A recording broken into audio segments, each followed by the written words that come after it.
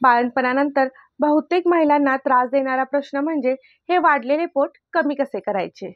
नमस्कार, मी doctor Smita Patil, the general physician in Atharva Bal Rugnalay Karad स्वागत करत आहे आपलं मराठी यूट्यूब चॅनल ज्याचं नाव आहे आरोग्याचा गुरुमंत्र विथ डॉक्टर स्मिता पाटील.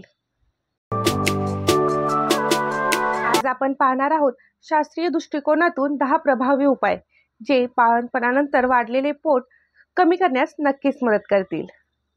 बाळंतपणानंतर स्त्रीच्या शरीरामध्ये अनेक बदल होत असतात. गर्भधारणेदरम्यान युट्रसचा आकार हा 20 पटीने वाढलेला असतो. डिलिव्हरीनंतर महिलांच्या शरीरात हार्मोन चेंजेस, मसल स्ट्रेच आणि वाढलेला युट्रसचा आकार यामुळे पोट हे वाढलेलं आणि शिथिल दिसतं. त्यालाच पोस्टपार्टम बेली किंवा मम्मी टमी असे म्हटले जाते. तर हे बेली फॅट कमी करण्यासाठी आपण कोणते उपाय करू शकतो? 1.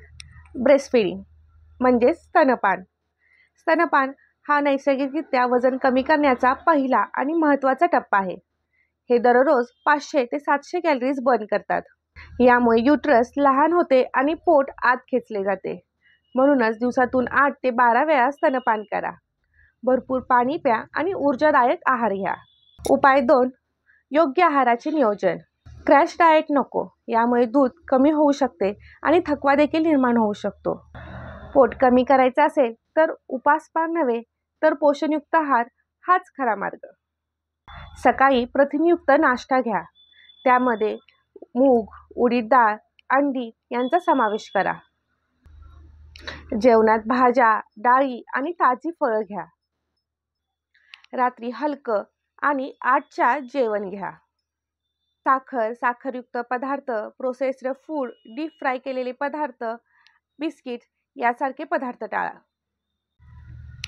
3. शारीरिक हालचाल आणि व्यायाम. डिलिव्हरीनंतर 4 ते 8 आठवड्यांनी डॉक्टरांचा सल्ला घेऊन तुम्ही व्यायाम सुरू करू शकता.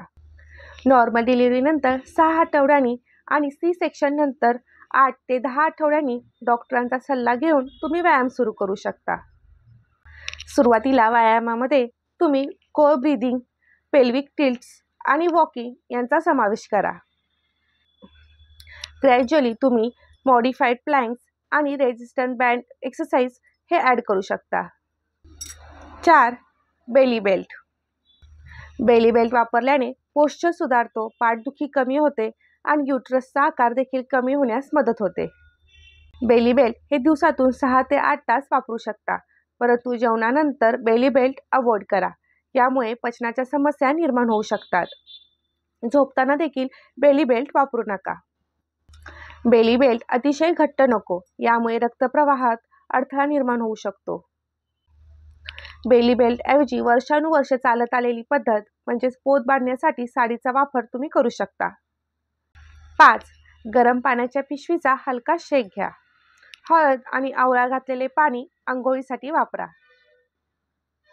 यामुळे त्वचेची इलॅस्टिसिटी वाढते, सूज कमी होते आणि लसिका प्रवाह सुधारतो. सकाळी रिकाम्या पोटी कोमट पाण्यामध्ये लिंबू आणि मध घालून पिऊ शकता.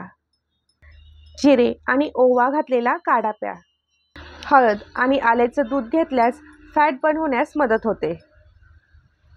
आहारामध्ये साखर टाळा. दिवसभरात 3 ते 4 लिटर पाणी प्या. जास्त पाणी पिल्याने शरीरातील टॉक्सिन्स बाहेर टाकण्यास मदत होते. उपाय 7. झोप.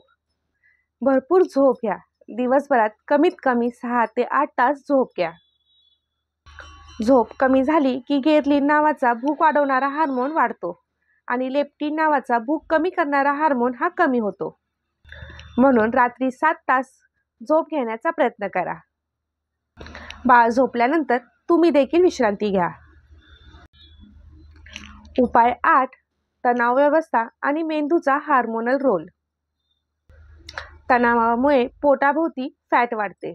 तणाव कमी करण्यासाठी डीप ब्रीदिंग आणि गायडेड मेडिटेशनचा वापर करा. आईच्या आजूबाजूचं वातावरण शांत ठेवण्याचा प्रयत्न करा. उपाय 9. आयुर्वेद आणि घरगुती उपाय. बाळंतणींना दिले जाणारे डिंक लाडू, हळद दूध, मेथी लाडू हे चवदार नव्हे तर शरीरासाठी रिस्टोरेटिव्ह असतात. ते पचन सुधारतात, स्नायूंना बळकटी देतात आणि फॅट बर्न देखील करतात. उपाय 10. धीर आणि सातत्य. तुमचं शरीर हे 9 महिन्यात बदललेलं असतं, त्यामुळे ते पूर्ववत होण्यासाठी 9 महिने किंवा त्यापेक्षा अधिक कालावधी लागू शकतो. त्यामुळे धीर ठेवा. इंटरनेटवरच्या बिफोर आणि आफ्टर फोटोशी स्वतःची तुलना करू नका. तुमचं शरीर हे एखाद्या चमत्काराइतकंच सामर्थ्यवान आहे. नुसतंच त्याने एका जीवाला जन्म दिला आहे. त्यामुळे त्यावर प्रेम करा, त्याला वेळ द्या आणि प्रत्येक पावलावर त्याचा सन्मान करा. हे सर्व उपाय करून तुमचे वाढलेले पोट तुम्ही कमी करू शकता, परंतु योग्य पद्धतीने आणि डॉक्टरांच्या मार्गदर्शनातच. ही माहिती आवडली तर व्हिडिओला लाईक करा, शेअर करा आणि अशाच उपयुक्त आणि वैज्ञानिक माहितीसाठी आरोग्याचा गुरुमंत्र विथ डॉक्टर स्मिता पाटील या चॅनलला सबस्क्राईब करायला विसरू नका. तर चला पुन्हा भेटूया अशाच आरोग्यविषयक माहितीसह.